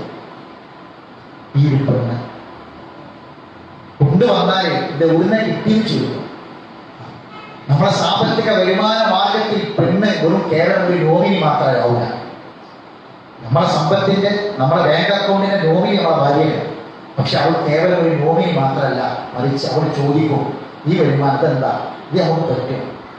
അവൾ പറയും, എനിക്കുള്ളത് മതി, 3 നേരം കഞ്ഞി മതി, ഈ ഉള്ള ഒരു പർദ്ദ, ഈ കഷ്ടപ്പർദ്ദ അതെന്നെ മതി, അത് ഇരുന്ന് ഇരുന്ന് ഉപയോഗിച്ച് അതിന്റെ തൊക്കും ബാക്ക് ഭാഗം ഒക്കെ ഏകദേശം പൊട്ടി മുരുമ്പി കേട് വരാനായിട്ട് എന്നാലും ഞാൻ എങ്ങനെയെങ്കിലും ഇത് തുന്നി പിടിപ്പിച്ച് തന്നെ ഇട്ടോളാം. ഇതാണ് ഇട്ടുകാരൻ നേരെ മൊത്തത്തെ ആര് കാണാൻ എനിക്ക് തന്നെ മതി. ഇതിന് വേണ്ടി കാശ് കളക്കാൻ ഹറാം ഉണ്ടാക്കണ്ട. ഞങ്ങൾക്ക് കഞ്ഞി മതി, ഞങ്ങൾ അത് കുടിച്ചോളാം, പരാതി ഞങ്ങൾ പറയില്ല. എന്നാലും മക്കൾക്ക് അവനാന്റെ മക്കൾക്ക് ഹറാമിന്റെ ഭക്ഷണം കൊടുക്കരുത്. ഹറാമിന്റെ ഭക്ഷണം നമ്മളെ മക്കൾക്ക് കൊണ്ടേ കൊടുക്കരുത്. ഞങ്ങൾക്ക് തരരുതെന്ന് പറയും, ഓർമ്മപ്പെടുത്തുന്ന തന്നെ. കാരണം എന്താ? നിങ്ങൾ നിങ്ങളെ തടിയും നിങ്ങളെ കുടുംബത്തിന്റെ തടിയും നരകത്തിന് കാക്കണം. കാരണം മനുഷ്യരാണ് നരകത്തിന്റെ പറയുന്നത്. കഠിന ഹൃദയരായ മലക്കളെ കാവൽക്കാരെ. അതുകൊണ്ട് അള്ള കൽപ്പനകൾ മാത്രമേ ചെയ്യുള്ളൂ. അതുകൊണ്ട് നമ്മളെ മക്കളെ നരകത്തിലേക്ക് എത്തുന്നത് കാക്കാൻ നമുക്ക് കൊടുക്കാൻ ആപ്പാക്കും ഉമ്മാക്കും നരകത്തിൽ എത്തിക്കേണ്ട ഉള്ളത് മതി. സുഭിക്ഷമായിട്ട് ഭയങ്കരമായി ഒന്നും വേണ്ട, ഉള്ളത് കൊണ്ട് തൃപ്തിപ്പെടുന്നാൽ ആറാം തരയില്ല. ഇത് വളരെ ഗൗരവ സന്ദേശം, നിസ്സാര കാര്യമില്ല. ആയത്തുമായി ബന്ധപ്പെട്ട് ഞാൻ പറഞ്ഞതാണ്. കാരണം അക്കൈ മുസ്സുഹൃത്ത ഈ ഹറാമിന്റെ ഭക്ഷണം കഴിക്കുന്ന കാര്യത്തിൽ അവർ മുന്നേറിക്കൊണ്ടിരിക്കുകയാണ്. ഇനി പണ്ഡിതന്മാരോ ഇത് പറഞ്ഞു കൊടുക്കേണ്ട പണ്ഡിതന്മാരെ പറഞ്ഞു കൊടുക്കോ? ഇത് പറഞ്ഞു കൊടുക്കേണ്ട പണ്ഡിതന്മാരെ പറഞ്ഞു കൊടുക്കോ?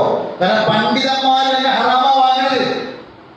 മൗലിക നോക്കിയിട്ട് എങ്ങനെയാണ് നാട്ടുമ്പോൾ ഓരോ വീടുകളിൽ കയറി മൗലിക നടത്തിയിട്ടാണ് ഇവര് പൈസ വാങ്ങിട്ട് പോണത്, കാശ് വാങ്ങിട്ട് പോണത്. ഹറാമാണ് സമ്പാദിക്കുന്നത്. നോക്കിക്കളെ അടുത്തായിട്ട് നോക്കി അടുത്തായിട്ട്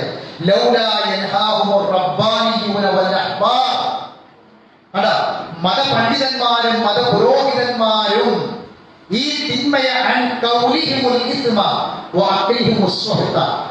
ഈ തിന്മ ചെയ്യുന്ന ഈ കുറ്റകരമായ അവർ പറയുന്നതിൽ നിന്നും നിഷിദ്ധമായ സമ്പാദ്യം അവർ തിന്നതിൽ നിന്നും ഈ പുണ്യപുരുഷന്മാരും ഈ പണ്ഡിതന്മാരും പുരോഹിതന്മാരും എന്തുകൊണ്ട് അവർ തടയുന്നില്ല? അള്ളാഹു ചോദ്യം ലൗലായ എന്തുകൊണ്ട് തടയുന്നില്ല? എന്തുകൊണ്ട് തടയുന്നില്ല? അല്ല വലിയ വലിയ ഷേഖുനമാരെ ഒഴുകാൻ പോകാനായിരുന്നു. ആദ്യം ഒഴുകാൻ വലിയ കൊമ്പന്മാരെടുത്തിട്ട് വലിയ കോടീശ്വരന്മാരെടുത്തിട്ടാണ് ഷേഖുനമാരെ പോവുക, സാധാരണക്കാരെടുത്തല്ല.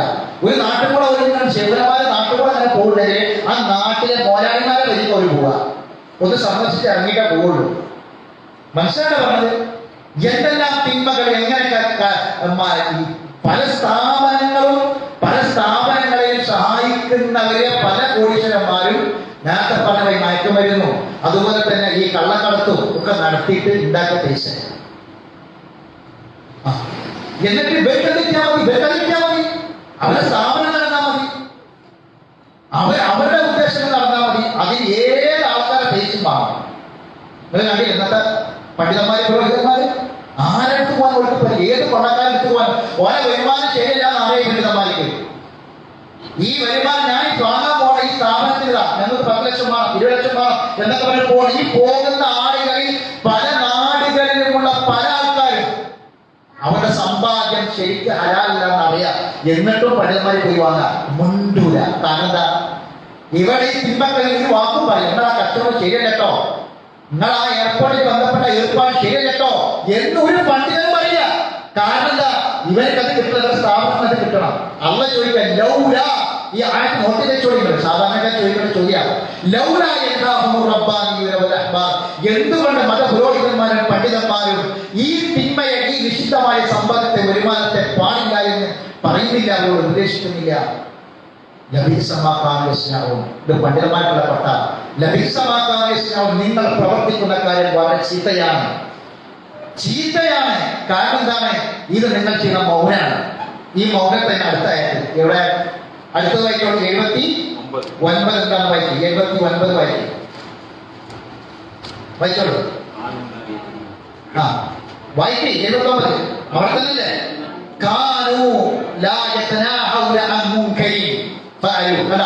ഞാൻ പറഞ്ഞ പോയിന്റാണ്.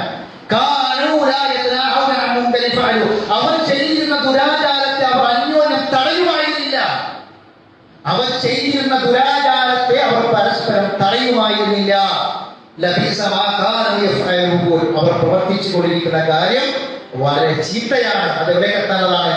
നരകത്തിലേക്ക് എത്താനുള്ളത്, ജഹന്നമിലേക്ക് എത്താനുള്ളതാണ്. സഹോദരങ്ങളെ, വളരെ ഗൗരവമുള്ള കാര്യമല്ലേ പറഞ്ഞത്. ഈ ആയത്തുകൾ നോക്കി നിങ്ങൾ ലബീസ മാ കാനൂ യഫ്അലൂൻ ലബീസ മാ കാനൂ യസ്നഊൻ ലബീസ മാ കാനൂ യഫ്അലൂൻ. ഇൻഷാ അല്ലാഹ് ബാക്കി നമുക്ക് അടുത്ത ക്ലാസ്സിൽ പഠിക്കാം. ഇവിടെ 3 ചോദ്യമുണ്ട്. ആ 3 ചോദ്യത്തിന്റെ ഉത്തരം ഞാൻ ഇവിടെ പറയാണ്. ഒന്ന്, മറഞ്ഞ മയ്യത്തിന് വേണ്ടി നമസ്കാരം പാടുണ്ടോ? അതിന്റെ മറുപടി എന്താണ്? മറഞ്ഞ മയ്യത്തിന് വേണ്ടി നമസ്കാരം ഇസ്ലാമിലില്ല. മറഞ്ഞ മയ്യത്തിന് വേണ്ടി നിസ്കരിക്കാൻ ഒരേ ഒരു അനുവാദം മാത്രമേ ഉള്ളൂ. ആ മയ്യത്തിന് വേണ്ടി ആരും നിസ്കരിച്ചിട്ടില്ല. വിശ്വനാഥന്റെ കാലത്ത് പിന്നെ മരണപ്പെട്ട മുസ്ലിം രാജാവിന് വേണ്ടി വിശ്വനാഥൻ നിസ്കരിച്ചു. ആ നിസ്കരിച്ചത് എന്തിനാന്ന് ചോദിച്ചാൽ അന്ന് നാട്ടിൽ ആരും നിസ്കരിക്കും. ആരെങ്കിലും നിസ്കരിക്കണം. ആരെങ്കിലും നിസ്കരിച്ചാൽ നിസ്കാരം കൂടെ. അതുകൊണ്ട് ഇപ്പൊ ഗൾഫിൽ മരിച്ചു, അവിടെ മയ്യത്ത് നിസ്കരിച്ചിട്ടുണ്ടെങ്കിൽ ഇവിടെ നമുക്ക് പ്രാർത്ഥനയാണ്. ദുആ ചെയ്യാം, പ്രാർത്ഥിക്കാം, എല്ലാവരും പ്രാർത്ഥിക്കാം. ഇതാണ് അതിന്റെ മറുപടി. ഇവിടെ മുജാഹിദ് ജമാഅത്ത് ആശയക്കാർ നമസ്കരിക്കുന്നതായി കാണപ്പെടുന്നതിന്റെ യഥാർത്ഥ വിധി ഒന്ന് വിശദീകരിച്ചിട്ടാണ് അപേക്ഷിക്കുന്നു. ഇതിൽ ചിലത് ഒരു പക്ഷേ ഞാൻ നേരത്തെ പറഞ്ഞ പോലെ ഏതെങ്കിലും മുസ്ലിമീങ്ങൾ ഇല്ലാത്തൊരു നാട്ടിൽ മരിച്ച ഒരു മയ്യത്തായിരിക്കും. അങ്ങനെ ഉണ്ടെങ്കിൽ ചിലപ്പോൾ എന്ത് ചെയ്യും, അവിടെ ചിലപ്പോൾ ഒരു കബറത്തിൽ മാത്രമേ നടന്നുണ്ടാവുള്ളൂ. അപ്പൊ അങ്ങനെയുള്ള മയ്യത്തിന് വേണ്ടി നാട്ടിൽ നിസ്കരിക്കും. ഇതൊക്കെ നാട്ടിലൊക്കെ നിസ്കരിക്കുന്നുണ്ടാവും. അതെല്ലാവരും നിസ്കാരമില്ല. അങ്ങനെ ഒരു രീതി പഠിപ്പിക്കപ്പെട്ടിട്ടില്ല. പിന്നെ ചിലത് ഒറ്റപ്പെടൽ കേസുകൾ ഉണ്ടാകും. അതെങ്ങനെയാണെന്ന് ചോദിച്ചാൽ, പിന്നെ ചില ആളുകൾക്ക് സ്വന്തം മകൻ മരിച്ചു, അല്ലെങ്കിൽ സ്വന്തം ഒപ്പം മരിച്ചു, അല്ലെങ്കിൽ സ്വന്തം ഉമ്മ മരിച്ചു. ഇങ്ങനെയൊക്കെയുള്ള അവസ്ഥ വരുമ്പോൾ മാനസികമായിട്ട് മറ്റാരും നിസ്കരിച്ചാൽ നാം നിസ്കരിച്ചിട്ടില്ലെങ്കിൽ എന്നൊരു വിഷമം മനസ്സിൽ വരുമ്പോൾ അങ്ങനെയുള്ള ഒറ്റപ്പെട്ട കേസുകളിൽ ചില ആളുകൾ അനുവാദം ചോദിച്ചപ്പോൾ ചില പണ്ഡിതന്മാർ അനുവാദം കൊടുത്തതായിട്ട് കാണാൻ കഴിയും. ഇനി അതെല്ലാം ഉപരി മയ്യത്ത് കബറടക്കിയ ശേഷം 3 ദിവസം വരെ എന്ത് ചെയ്യാം, ആ മയ്യത്ത് കബറടക്കിയ അവിടെ ചെന്ന് നിസ്കരിക്കാം. ഇവിടെ മരണ മയ്യത്താകണ്ട. അപ്പൊ നമ്മൾ ഗൾഫിൽ നിന്ന് വന്നു അതിന് മയ്യത്ത് കബറടക്കിയിട്ട് കബർസ്ഥാനിൽ പോയിട്ട് അവിടെ എന്ത് ചെയ്യാം, നിസ്കരിക്കാം. അത് 3 ദിവസം വരെ എന്ത് ചെയ്യാം, നമസ്കരിക്കാമെന്ന് പണ്ഡിതന്മാർ പറഞ്ഞു. ഇനി അടുത്ത ചോദ്യം, കളഞ്ഞു കിട്ടിയ വസ്തു തുക എന്താണ് ചെയ്യേണ്ടത്? അത് പരസ്യം ചെയ്യണം. എവിടുന്നാണ് കിട്ടിയത് അവിടെ പരസ്യപ്പെടുത്തണം. പരസ്യപ്പെടുത്തിയിട്ട് ഒരു അവധി കൊടുക്കുക. അവധി വെച്ചിട്ട് അത്രയും സമയത്തിന് ആരും വന്നിട്ടില്ലെങ്കിൽ ആ പൈസ ദാനം ചെയ്യാം. അടുത്തത്, വീട് സ്ഥാനം നോക്കൽ ആശാരി ബ്രാക്കറ്റ് വിധി എന്താണ്? അങ്ങനെ ഒരു വിധി ഇല്ല. പക്ഷെ സ്ഥാനം നോക്കാതിരിക്കരുത്. എങ്ങനെയാന്ന് വെച്ചാൽ ഒരു ഭൂമിക്ക് അനുയോജ്യമായിട്ടായിരിക്കണം എന്ത് ചെയ്യേണ്ടത്, വീടുണ്ടാക്കുന്നത്. കാരണം ഭൂമി കാറ്റോട്ടം കിട്ടണം. പിന്നെ അതുപോലെ തന്നെ മറ്റൊരു ഭൂമിയുടെ ഷേപ്പും ഒരു ഭൂമിയുടെ നിലയും ഒക്കെ നോക്കിയിട്ട് അതിനനുസരിച്ചായിരിക്കണം എന്ത് ചെയ്യേണ്ടത്, വീടുണ്ടാക്കേണ്ടത്. അതല്ലാതെ പ്രത്യേകിച്ച് അതിനൊരു സ്ഥാനം നിശ്ചയിക്കുക എന്ന ഒരുപാട് ഇസ്ലാമിലില്ല. സാധാരണ എല്ലാവർക്കും അറിയാം, എല്ലാവർക്കും ഒരു ആശയം നോക്കണമെന്നില്ല.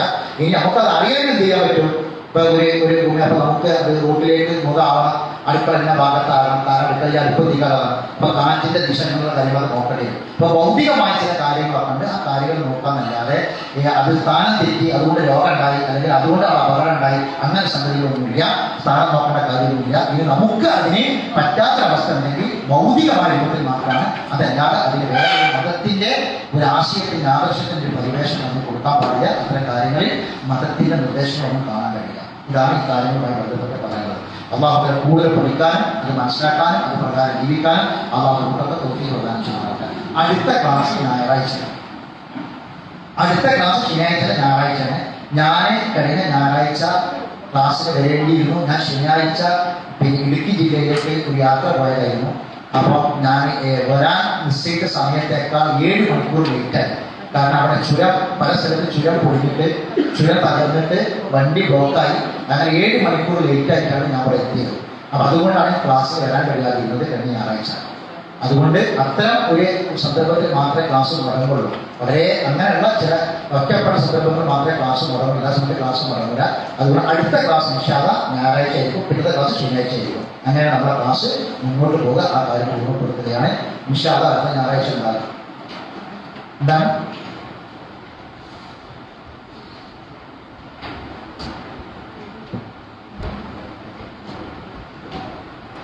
പിന്നെ നമ്മുടെ ക്ലാസ്സിലേക്ക് കുറേ പുതിയ ആളുകൾ, സ്ത്രീകൾ, പുരുഷന്മാരൊക്കെ ഭാഗത്ത് വരാറുണ്ട്. അപ്പൊ നിങ്ങൾ ഈ പല ആൾക്കാർ അവർക്ക് പരിചയപ്പെടണം, അവരാരാന്ന് ചോദിക്കണം. അവരെ ഇങ്ങനെ ഒരു എന്താ പറയുക, ഒരു ബന്ധമില്ലാത്ത അവസ്ഥ ഉണ്ടാവരുത്. നമ്മൾ പരസ്പരം നമ്മളൊരു കുടുംബമാണ്. നമ്മുടെ കുടുംബം എന്ന് പറഞ്ഞാല് ഇവിടെ 10,000-കണക്കിന് ആൾക്കാർ താമസിക്കുന്ന സ്ഥലമാണ്. 10,000-കണക്കിന് മുസ്ലിമുകളുടെ കൂട്ടത്തിൽ ചെറിയൊരു ന്യൂനപക്ഷമാണ് നമ്മൾ അള്ളാന്റെ കലാമയ്ക്ക് ഇവിടെ ഒരുക്കുന്നത്.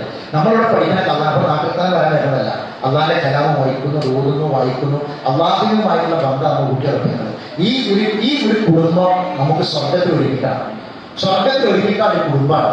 അതുകൊണ്ട് എല്ലാവരും എന്താ ആ ഒരു കൂട്ടം കൊണ്ടുള്ള ഗുണം എന്താ പറയുക?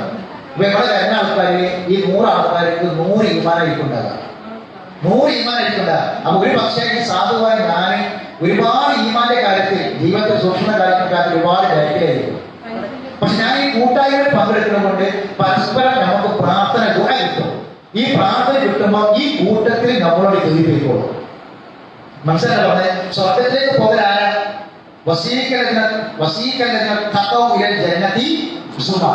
ചെറിയ സംഘങ്ങളായി മുത്തഖീങ്ങളായ ആൾക്കാർ ചെറിയ സംഘങ്ങളായി സ്വർഗത്തിലേക്ക് അങ്ങനെ തിരിച്ചു കൊണ്ടുപോകും. പരലോകത്തെ അവസ്ഥ പറയുന്നത് ചെറിയ സംഘങ്ങളായി. ആരാണ് സംഘം? മുത്തഖീങ്ങളാണ്. തഖവ റബ്ബഹും. ആരാണ് മുത്തഖീങ്ങൾ? ആരാണ്? അൽഇസ്ലാമി ദാലിക കിതാബ് ലാ റൈബ ഫീഹി ഹുദൻ ഖുർആൻ പഠിക്കണം. ഖുർആനാണ് ദാലിക ഗ്രന്ഥ. അത് മുത്തഖീങ്ങൾ. അപ്പൊ ആ കൂട്ടത്തിൽ നമ്മൾ ഉണ്ടായാലും നമുക്ക് കുറെ ഉന്നതങ്ങളും കുറവുകളൊക്കെ ഉണ്ടെങ്കിൽ കൂടി നമ്മൾ എന്ത് ചെയ്യും? ആ ഒരു കൂട്ടത്തിനാണ് പരലോകത്ത് നമ്മളെ രക്ഷപ്പെട്ടു പോകും. കുറച്ചൊക്കെ ദുർബലങ്ങളും ഉന്നതങ്ങളും കുറവുകളൊക്കെ ഉണ്ട് നമുക്ക്. പക്ഷെ നമ്മളെ മനസ്സിൽ സ്ഥിരപാടുണ്ട്, തൗബയുണ്ട്. നമ്മളെ കലാമ പഠിക്കുന്നത് ഈ ആയത്തെ പോലെ നമ്മൾ റബ്ബിനോട് ചോദിക്കുന്നുണ്ട്. മനസ്സിലാക്കാൻ പറഞ്ഞത് ഒന്നും ചെയ്യാതെ അങ്ങോട്ട് കൊടുത്തു കൂടിയിട്ട് അള്ളാന്റെ കൺവെട്ടിൽ കടക്കാനല്ല പറഞ്ഞത്. മറിച്ച് നമ്മൾ ഈ കൂട്ടായ്മയിൽ വരുമ്പോൾ ഗുണം എന്താണ്? നമ്മൾ കൂടുതൽ ചിന്തിക്കും, കൂടുതൽ പഠിക്കും. ഒറ്റപ്പെട്ടു പോയാൽ ചെന്നായി പിടിക്കും, ഒറ്റപ്പെട്ടു പോയാൽ ചെന്നായി പിടിക്കൊണ്ട് പോകും. അതുകൊണ്ട് നമ്മൾ ഈ കൂട്ടായ്മയിൽ ചെയ്യാം. ഈ കൂട്ടായ്മയിൽ ചേർന്ന് നമ്മൾ അറിയാതെ നന്നാവും. അറിയാതെ നമ്മളെ പിന്നോടൊക്കെ മാഞ്ഞു പോകും. പടച്ച നമുക്ക് സ്വീകരിക്കാറുണ്ട്. അതുകൊണ്ട് ഈ കൂട്ടം തെറ്റണ്ട. അതുകൊണ്ട് ഇവിടെ വരുമ്പോൾ ചെയ്യണം. വരുന്ന പുതിയ ആൾക്കാരെ നമ്മൾ പരിചയപ്പെടുക. അവരുടെ നമ്മളുടെ കാര്യങ്ങളൊക്കെ ചോദിക്കുക. സ്ത്രീകളെ പരിചയപ്പെടുക, പുരുഷന്മാരെ പരിചയപ്പെടുക. നമ്മളിങ്ങനെ വരും, നമ്മളിങ്ങനെ പോകുന്നതിലുപരിയായി നമ്മൾ വിശേഷങ്ങൾ അന്വേഷിക്കുക, കാര്യങ്ങൾ ചോദിക്കുക, കുട്ടികളുടെ കാര്യങ്ങളൊക്കെ അന്വേഷിക്കുക, നമ്മൾ പ്രാർത്ഥിക്കുക, ദുആ ചെയ്യുക. അങ്ങനെ പരസ്പരമുള്ള ഈ ഒരു ദുആ ചെയ്യലും പ്രാർത്ഥനയുമെല്ലാം നമ്മൾ ഉയർന്ന ഉന്നതമായ അവസ്ഥയിലേക്ക് അള്ളാഹു നമ്മെ അനുഗ്രഹിക്കുമാറാകട്ടെ. അറിവില്ലായ്മ വന്ന് തെറ്റിപ്പോയി അള്ളാഹു നമുക്ക് വിട്ടുകൊടുക്കുമാറാകട്ടെ. മരണപ്പെട്ടു പോയ മാതാപിതാക്കൾക്ക് അള്ളാഹു തആല മഗ്ഫിറത്തിനെയും റഹ്മത്തിനെയും പ്രദാനം ചെയ്യട്ടെ. അവരുടെ കബറും അള്ളാഹു വിശാലമാക്കി കൊടുക്കട്ടെ. അള്ളാഹു സുബ്ഹാനഹു വ തആല ഉന്നതമായ ദർജ നൽകി നമ്മുടെ മാതാപിതാക്കളെ അനുഗ്രഹിക്കുമാറാവട്ടെ. അവർ നമുക്ക് നൽകിയിട്ടുള്ള എല്ലാ നന്മകൾക്കും, അവർ നമുക്ക് നൽകിയിട്ടുള്ള എല്ലാ വെളിച്ചത്തിലും തക്കതായ പ്രതിഫലമായി അവർക്ക് പരലോകത്തുള്ള വലിയൊരു റുഹറായി ഒരു സൂക്ഷിപ്പ് സ്വത്തായി അള്ളാഹു നമ്മുടെ മാതാപിതാക്കൾക്ക് നമ്മളെ മാറ്റി കൊടുക്കുമാറാവട്ടെ. നമ്മളെ അമലുകൾ മാറ്റി കൊടുക്കുമാറാവട്ടെ. നമ്മുടെ മക്കളെ അള്ളാഹു സാലിഹായ മക്കളാക്കി തീർക്കട്ടെ. നമ്മുടെ വീട്ടിൽ അള്ളാഹു മനസ്സമാധാനം പ്രദാനം ചെയ്യട്ടെ. സാമ്പത്തികമായി ഒരുപാട് പ്രയാസങ്ങൾ അനുഭവിക്കുന്ന ആളുകളുണ്ട്. അവർക്ക് അള്ളാഹു തആല ബുദ്ധിമുട്ടുകൾ നീക്കം ചെയ്യട്ടെ. നമ്മുടെ ക്ലാസ്സിൽ എല്ലാ ക്ലാസ്സിലും വരുന്ന ഒരു സഹോദരൻ പെട്ടെന്നുണ്ടായ ഒരു പരിക്ക് കാരണം ആശുപത്രിയിലാണ്, ചികിത്സയിലാണ്. വളരെ സാമ്പത്തികമായി പ്രതിസന്ധി അനുഭവിക്കുന്ന പ്രയാസപ്പെടുന്ന ഒരു കൂലി വേറെ ചെയ്യുന്ന വ്യക്തിയാണ്. ആരാണെന്ന് അന്വേഷിക്കണം. അദ്ദേഹത്തിന് വേണ്ട സഹായങ്ങൾ നമ്മൾ ചെയ്തു കൊടുക്കണം എന്നാവശ്യപ്പെടുകയാണ്. അള്ളാഹു സുബ്ഹാനഹു വ തആല നമ്മുടെ എല്ലാവർക്കും ഒരുപാട് നന്മകൾ ചെയ്യാൻ തൗഫീഖ് പ്രദാനം ചെയ്യുമാറാവട്ടെ. അള്ളാഹു സുബ്ഹാനഹു വ തആല നമ്മിൽ നിന്നെല്ലാം കബൂൽ ചെയ്യുമാറാവട്ടെ. പഠിച്ച ആയത്തുകൾ നമ്മുടെ ഹൃദയത്തിൽ അള്ളാഹു നിലനിർത്തുമാറാവട്ടെ. ഒരുപാട് ദിക്റുകൾ ദുആകൾ നമ്മൾ പഠിച്ചിട്ടുണ്ട്. അതെല്ലാം കൃത്യമായി അമലാക്കാനുള്ള തൗഫീഖ് പ്രദാനം ചെയ്യുമാറാവട്ടെ. ربنا تقبل منا انك انت السميع العليم وتب علينا انك انت التواب الرحيم واخر دعوانا الحمد لله رب العالمين. سبحانك اللهم وبحمدك اشهد ان لا اله الا انت استغفرك واتوب اليك.